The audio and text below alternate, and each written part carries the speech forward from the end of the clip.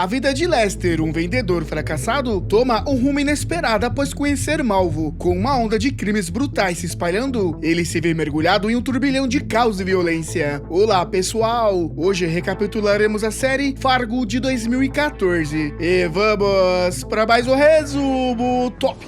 Lester acorda cedo todos os dias para preparar o café da manhã de Molly, sua adorável esposa, ou melhor, sua carcereira pessoal. Ela nunca desperdiça uma chance de zombar dele, é quase um talento. Molly não é apenas cruel, ela eleva o desprezo a um nível desconhecido. Para ela, Lester não passa de um acessório descartável, e nada do que ele faz é bom o suficiente. Mas ele aguenta tudo, cada risada, cada insulto, cada humilhação. Um verdadeiro mestre na arte de ser pisoteado. Só que todo mundo tem um limite. Naquela manhã, Lester sai para uma caminhada, tentando esvaziar a cabeça. Mas o universo tem um senso de humor sádico e ele esbarra em Sam, um antigo colega de escola. Sam, por ironia, é praticamente a versão masculina de Molly. Ele começa o show, zoa o visual de Lester, seu trabalho e qualquer coisa que encontra pela frente. Como se isso não fosse suficiente, ainda solta que Molly costumava prestar alguns serviços para ele nos tempos de escola. Para coroar a humilhação, Sam decide demonstrar na frente dos filhos como batia em Lester na infância. Ele levanta o punho, pronto para o golpe. Lester, na sua gloriosa bravura, tenta fugir e, no processo, tropeça e dá de cara numa vitrine. Se existe alguém mais patético que Lester, a humanidade ainda não encontrou. Ele quebra o nariz e vai para o hospital. Naturalmente, não tem coragem de exigir atendimento imediato e acaba jogado na sala de espera por horas. Lá, conhece um homem chamado Malvo. Curioso, Malvo pergunta o que aconteceu. E como Lester é sincero até com estranhos, conta tudo. Malvo escuta, chocado. Então, você deixou um adulto te espancar? Quando Lester esclarece que Sunny precisou encostar nele para causar todo aquele estrago, Malvo fica incrédulo. Se fosse comigo, eu teria matado esse cara. Lester ri, achando que é piada. Pois é, isso resolveria quase todos os meus problemas. Ele só não percebe que está falando com alguém que não faz piadas. Naquela noite, Sam está em um bar de striptease, curtindo a vida como um típico babaca que acha que o mundo gira ao seu redor. Depois de alguns drinks, ele acena para uma das dançarinas e pede uma sessão privada. Do outro lado do bar, Malvo o observa em silêncio. Sam segue para um quarto reservado com a stripper. Malvo vai atrás. 2 segundos depois de Sam baixar as calças, uma faca atravessa seu crânio. A notícia do assassinato se espalha rapidamente, e Lester, que não é nem o Sherlock Holmes, mas também não é completamente idiota, começa a suspeitar que Malvo possa estar envolvido. Então, ele sai pela cidade tentando encontrá-lo. Depois de algumas horas de busca, finalmente acha Malvo em uma cafeteria, calmamente tomando seu café como se nada tivesse acontecido. Sem rodeios, Lester pergunta: "Você matou Sam?" Malvo, que já viu essa cena acontecer 1000 vezes, não confirma nem nega. Em vez disso, joga a pergunta de volta: "Como você se sentiu quando viu a notícia?" Lester hesita, mas, depois de alguns segundos, admite: "Me senti bem." Malvo sorri. Finalmente, Lester começa a entender as regras do jogo. Ele então compartilha sua filosofia de vida. Lester passou anos seguindo as regras, sendo um cidadão exemplar. E o que ganhou com isso? Nada. Enquanto isso, os idiotas ao redor vivem melhor que ele. Talvez esteja na hora de mudar a abordagem. As palavras de Malvo ecoam na mente de Lester. Elas ficam lá, fermentando, amadurecendo. Mais tarde, em casa, ele se lembra de uma promessa esquecida: consertar a máquina de lavar. Depois de muito esforço, finalmente consegue. Cheio de orgulho, chama Molly para ver seu grande feito. Como sempre, Molly não perde a chance de rebaixá-lo. Olha para a lavadora e solta: "Impressionante, Lester. Finalmente encontrou alguém tão inútil quanto você." E para garantir que ele saiba o quão patético é, Molly ri: "Acho que vocês dois são sucata. Devíamos jogar os dois no lixo." Isso foi a gota d'água. Algo dentro de Lester se rompe. Talvez um pouco de dignidade que ainda lhe resta. Ele exige um pedido de desculpas. Molly revira os olhos. Pelo quê? Por falar a verdade, ele pega um martelo. Molly ri. A ideia de Lester mostrando qualquer traço de coragem parece um conceito tão ridículo que ela não se dá o trabalho de se preocupar. Mas num golpe rápido, o martelo acerta seu crânio. O sangue espirra. Molly desaba como um saco de batatas. O silêncio dura meio segundo antes de Lester se lançar sobre ela, golpeando de novo, e de novo, e de novo, até seu braço doer. O que ele acabou de fazer não importa. O que importa é o que vem depois. Lester liga para Malvo. A voz do outro lado da linha é quase divertida. "Parabéns, Lester. Você finalmente cresceu. Estou a caminho." Minutos depois, batem na porta. Lester abre. Não é Malvo. Na porta, um policial investigando a morte de Sam. As câmeras de segurança mostraram que Lester conversou com a vítima no dia do assassinato. Péssima notícia. O pânico escorre do rosto de Lester antes mesmo que ele possa fingir calma. O policial percebe o rastro de sangue no chão. Em um segundo, saca a arma e entra. Então ele vê Molly com o crânio esmagado. Antes que possa sequer relatar a cena no rádio, um tiro atravessa suas costas. É Malvo. Ele não é do tipo que deixa o amigo ir para a prisão. Os disparos de espingarda ecoam pelo bairro e os reforços são chamados. Lester corre para o porão. O plano? Esconder o corpo de Molly. O problema? Molly pesa mais do que sua força de homem fracassado pode aguentar. Ele precisa de uma saída rápida. Então tem uma ideia brilhante. Bate a própria cabeça contra a parede e desmaia. Quando os policiais chegam, vê um pobre coitado desacordado e coberto de sangue. A vítima perfeita. Levam Lester para o hospital, sem sequer cogitar que ele possa ser o assassino. Afinal, o cara tem um histórico mais limpo do que carro recém-polido. Nunca recebeu uma multa de trânsito. Enquanto isso, do outro lado da cidade, Malvo tenta deixar a área roubando um carro. Um policial o para. Abaixa o vidro. Malvo obedece, mas só até a metade. John, o policial, manda ele sair do carro. Malvo não se move. Em vez disso, diz algo. Algo que faz o sangue de John gelar. Em anos de serviço, ele nunca sentiu a morte tão de perto. Ele dá um passo para trás e deixa Malvo ir. Após o funeral de Molly, Lester volta para casa. Os policiais garantem que já coletaram todas as provas e que ele pode ficar ali se quiser, como se ele tivesse outra opção. Lester corre para a lavadora. Ele enfia a mão dentro do tambor e puxa o martelo com o que esmagou o crânio da esposa. Fecha os olhos e solta um suspiro de alívio pelos oficiais não terem encontrado. Mais tarde, o novo chefe de polícia aparece na casa dele, acompanhado da oficial Lisa. Ela foi quem atendeu ao chamado de reforços na noite do crime e tem um pé atrás com a história de Lester. Sully, o novo chefe, conhece Lester desde a escola. Para ele, o cara é inofensivo, um tapete humano, incapaz de matar uma barata, quem dirá uma pessoa. Ele dá a Lester a chance de se explicar, mas logo perde o interesse. Esse aqui é o melhor cara que conheço. Lisa, estamos perdendo tempo. Lisa não parece convencida, mas obedece, pelo menos por enquanto. Naquela noite, Lester vai até a farmácia comprar ansiolíticos. Lisa o aborda de novo, mais perguntas, mais suspeitas e blá blá blá. Dessa vez, ele resolve revidar. Diz que está sendo perseguido, que Sully já mandou deixá-lo em paz e que, se isso continuar, vai abrir uma queixa formal. Lisa encara ele por alguns segundos e se afasta. No dia seguinte, Lester aparece no trabalho. Seu chefe olha para ele como se estivesse vendo um fantasma, mas não faz perguntas. Apenas lhe dá uma nova tarefa: lidar com o seguro de vida de Sam. Ótimo, exatamente o que ele queria. Visitar a viúva de um cara que foi assassinado dias atrás. Quando Lorraine, a viúva, descobre o motivo da visita, sua expressão muda, abre um sorriso e o roupão um pouco mais do que o necessário. Ela flerta descaradamente com Lester. Em certo ponto, deixa claro que está disposta a retribuir o favor, desde que ele agilize o cheque do seguro. Lá fora, os filhos de Sam estão brincando de caçadores. Péssimo time. Eles veem a cena dentro de casa e, no caos do momento, um acerta o outro com uma flecha. Nada como um trauma infantil para animar o dia. Lester olha para fora e nota dois homens rondando a casa. Um instinto diz que aquilo não é apenas uma visita amigável. Ele descobre, tarde demais, que Sam fazia parte de uma gangue e seus antigos amigos não são do tipo que mandam flores para um velório. Eles vieram buscar vingança. Assim que Lester sai, é atacado, amarrado e jogado no porta-malas de um carro. A boa notícia? Ele encontrou um taser perdido ali dentro. A má notícia? Está a caminho de uma morte gelada. Os criminosos o levam para um lago congelado, pronto para matá-lo e jogar seu corpo na água. Na primavera, quando o gelo derreter, a polícia encontraria os restos mortais dele. Um plano eficiente, exceto por um detalhe: Lester não está pronto para ser um boneco de neve. Enquanto dos capangas abrem um buraco no gelo, o outro faz perguntas. Quer saber por que Lester matou o Sam. Lester não responde, ele só espera. E quando a distração chega, ele age. O taser atinge o primeiro bandido, que desaba. O segundo está de costas, focado em cortar o gelo com uma serra. Lester não pensa duas vezes, sai correndo. Quilômetros depois, encontra um policial e implora por uma carona de volta à cidade. Isso aqui não é um táxi, resmunga o oficial. Lester não tem tempo para argumentos. Sem hesitar, dá um soco no policial. Se ele queria ser preso para sair dali vivo, agora tem um motivo. Lester achou que estava seguro na cela, achou errado. Os matadores o encontraram. Para garantir que ficariam cara a cara com ele, armaram uma briga em um bar e se deixaram ser presos. Agora estão na mesma cela e Lester está encurralado. Ele apanha muito e quando perguntam quem matou Sam, percebe que não tem escolha, solta o nome Malvo. Enquanto isso, Malvo segue com a vida ainda na cidade. Ele aceita um novo trabalho. Um homem chamado Tommy precisa de ajuda para descobrir quem está tentando extorquí-lo. Malvo analisa a carta que Tommy recebeu, acerta seu pagamento e começa a investigação. Dias depois, encontra o chantagista, um covarde que nem sequer tem algo incriminador contra Tommy. O plano dele era simples: espalhar um boato, se aproveitar do medo e lucrar em cima disso. Mas ele sabe de uma coisa. Tommy tem dinheiro escondido que não foi declarado imposto. E se tem dinheiro ilícito em jogo, por que não tirar mais um pouco? Malvo convence o chantagista a escrever outra carta. Dessa vez, exige um valor ainda maior. Agora é um golpe de verdade. No dia seguinte, Malvo invade a casa de Tommy. Sem ser visto, troca os remédios dele por drogas psicotrópicas. Antes de sair, deixa um cadáver para trás, o cachorro de guarda. O animal fez o que deveria fazer, proteger o dono. Mas contra Malvo, isso não significou nada. Ao lado do corpo do cão, uma nova carta. O preço subiu, o aviso está dado. Naquela noite, Tommy toma suas medicações sem saber que Malvo trocou os comprimidos. Em minutos, o mundo começa a desmoronar. Do chuveiro, ele acredita ter uma alucinação onde o rio de sangue jorra. Porém, não é alucinação. Malvo fez questão de conseguir sangue de um matadouro e conectá-lo ao encanamento da casa de Tommy. Um banho de culpa para um homem tão religioso. Mas isso era só o começo. No dia seguinte, Tommy chega ao supermercado e encontra a seção de vegetais infestadas de gafanhotos. Mas um pequeno recado de Malvo. A mensagem é clara. Ele está revivendo as pragas do Egito. Tommy entende. Se não pagar, seu primogênito será a próxima vítima. O medo faz o que a lógica nunca faria. Em poucas horas, Tommy junta $1 milhão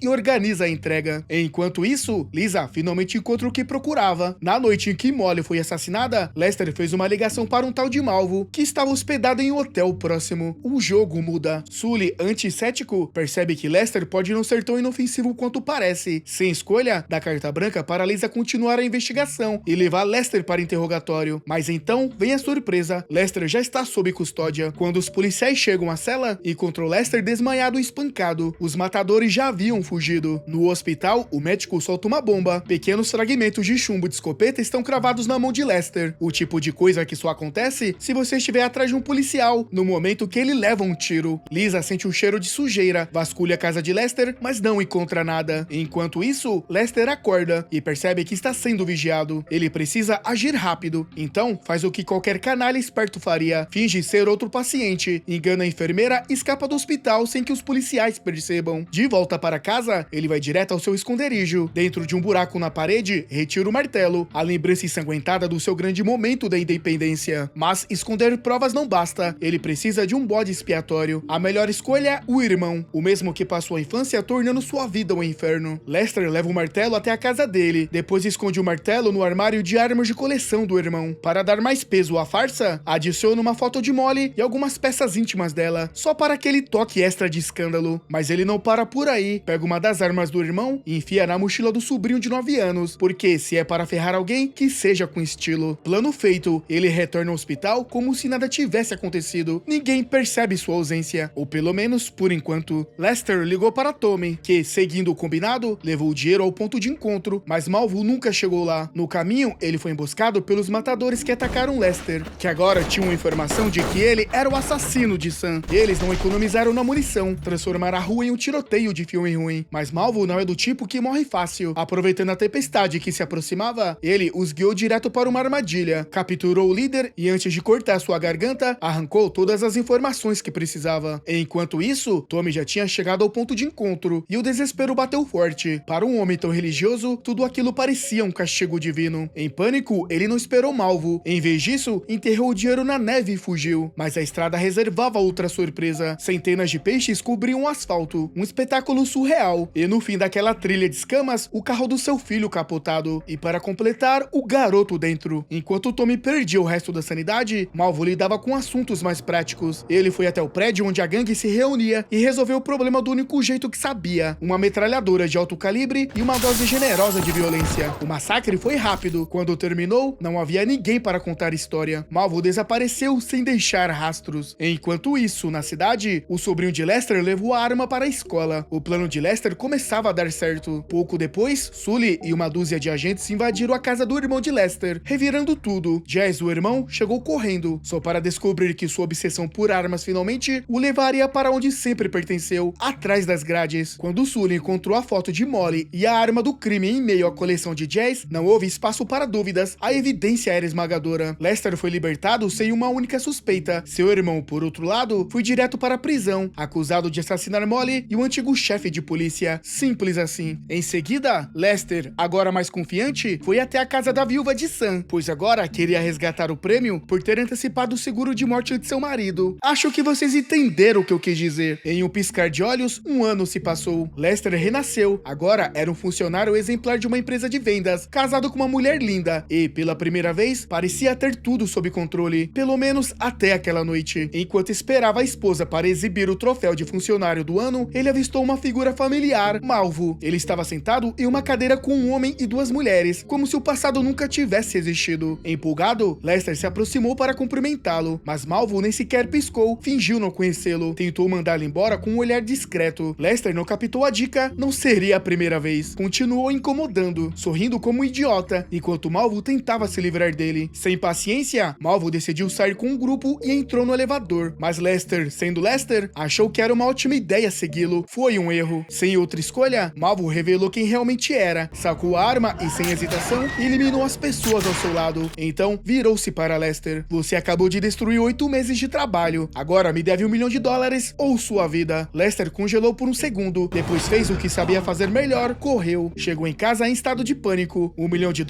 Ele mal conseguia pagar o aluguel. Sem outra opção, começou a fazer as malas. Ele saiu do hotel e voltou para casa. Lester decide que é hora de subir da cidade. Arruma os passaportes e faz cara de turista, levando a esposa para uma viagem, sem que ela tenha a menor noção do inferno que a espreita. Mas algo não cheira bem. Ele sente que Malvo está por perto, então testa a teoria. Pede a esposa para buscar seu casaco no escritório. Minutos depois, a resposta chega com um estampido seco. Malvo se apresenta do jeito que sabe, com um tiro na cabeça dela. Se Lester ainda tinha dúvida sobre estar sendo seguido, agora ele tem uma prova bem convincente. A polícia chega rápido, e como era de se esperar, Lester vira suspeito de novo. Mas, assim como da última vez, não há provas concretas para incriminá-lo. Ele sabe que está na mira. Sem tempo para bancar o esperto, acusa Malvo de assassinato e exige proteção policial. Afinal, morto não tem como se defender. Os detetives concordam e escoltam Lester de volta para casa, para que ele possa arrumar as malas e sair da cidade em segurança. Mas segurança é um conceito relativo. Enquanto joga as roupas na mala, dá uma olhada pela janela. Só que agora com detalhe extra, 2 policiais caídos, frios no chão. Armado, ele percorreu a casa, caçando Lester como um predador que já sabia onde a presa estava escondida. Do andar de baixo, ouviu vozes. Quando subiu, caiu direto na armadilha.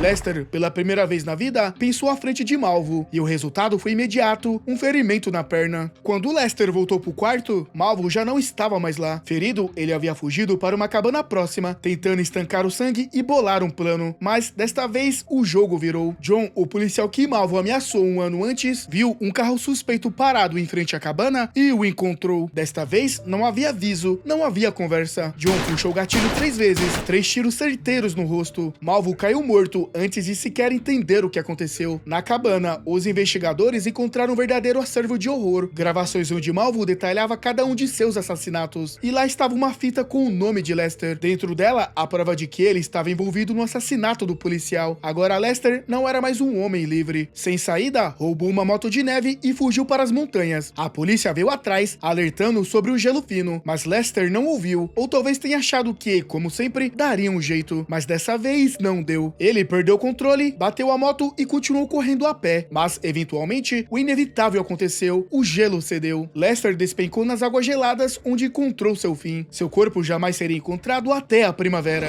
Fargo foi amplamente aclamado pela crítica, alcançando impressionantes 93% de aprovação, enquanto o público geral também respondeu positivamente com 85%. A série é uma adaptação brilhante do universo criado pelos irmãos Coen, mantendo o humor negro, o caos e os personagens peculiares que fazem do filme um clássico. A trama é envolvente, misturando crimes brutais com diálogos afiados e um toque de ironia fatalista. Billy Bob Thornton, como Lori Malvo, rouba a cena, trazendo um vilão carismático e imprevisível. Já Martin Freeman fez um excelente contraponto, interpretando o fracassado Lester, que resolveu virar o jogo da pior forma possível. E para fechar a trinca, temos Bob Odenkirk como Sheriff Sully. Eu sei que ele não tem papel de destaque na série. Era só para puxar um gancho e dizer que eu amo Saul Goodman. Agora você está preso! É melhor ligar pro Saul!